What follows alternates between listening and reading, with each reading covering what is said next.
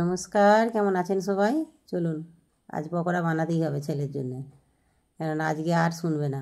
কদিন ধরেই বলছে পকোড়া খাবো পকোড়া খাবো। আমি বেশ 2-4 দিন বেশ থামিয়ে রেখে দিয়েছি, কিন্তু আজকে আর শুনবে না। তাই স্কুল থেকে আসতেই আমি ওদেরকে টাকা দিলাম। ওরা হচ্ছে যে গিয়ে 2 ভাই বোনে মাংসটা নিয়ে এসেছে। সেও মাংসটা নিয়ে এসে পড়তে চলে গেছে মেয়ে, আর ছেলে বাড়িতেই আছে। ছেলে হচ্ছে যে পকোড়াটা খেয়ে সন্ধ্যেবেলা ওকে পড়তে বসাবো, আর মেয়ে ততক্ষণে চলেও আসবে।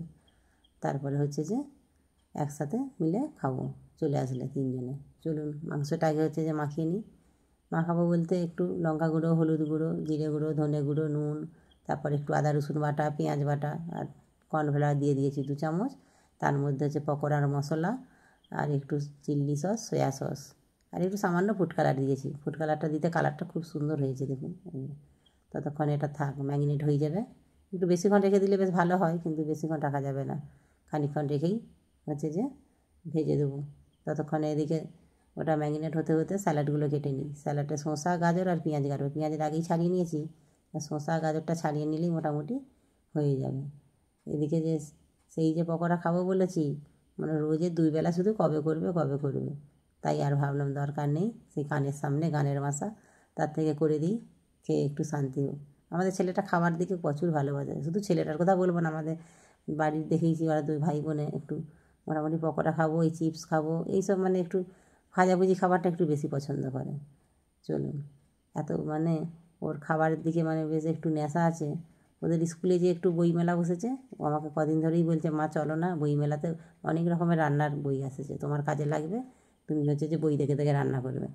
তার মানে কি বলুন তো, বই দেখে দেখে রান্নাগুলো হলো আর ওদিকে খাওয়াটাও হলো। আরে দূর পাগল, যেটুকু রান্না জানি সেটুকুনি রান্না করার সময় পাই না, আবার বই দেখে দেখে রান্না করবে।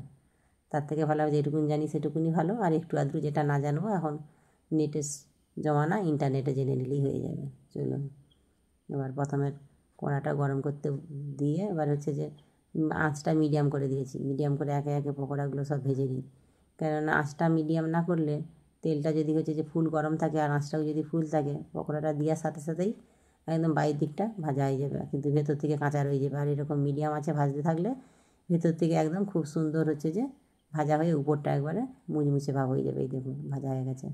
এটা একটু সময় নিয়ে ভাজতে হবে। ওদেরকে আগে দিয়ে দিই 2টো প্লেটে সাজিয়ে, ওরা ততক্ষণে খাক।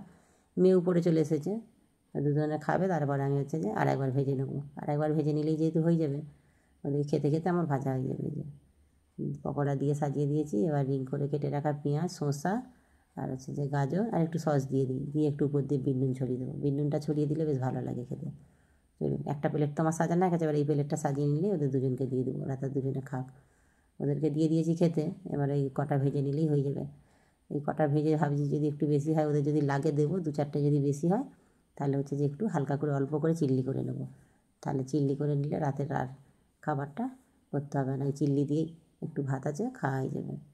চিল্লি করবো বলছি তো, ওইদিকে আবার তো সয়া সসটাও শেষ হয়ে গেছে। চলুন আজকে বরং পকোড়াটাই থাক, অন্য একদিন চিল্লিটা করবো। ভিডিওটা তাহলে এখানেই শেষ করছি। কেমন লাগলো অবশ্যই জানাবেন। আপনারা সুস্থ থাকবেন, সাবধানে থাকবেন। দেখা হবে অন্য কোনো ভিডিওর সাথে। আর যদি ভালো লাগে একটা লাইক করে দেবেন।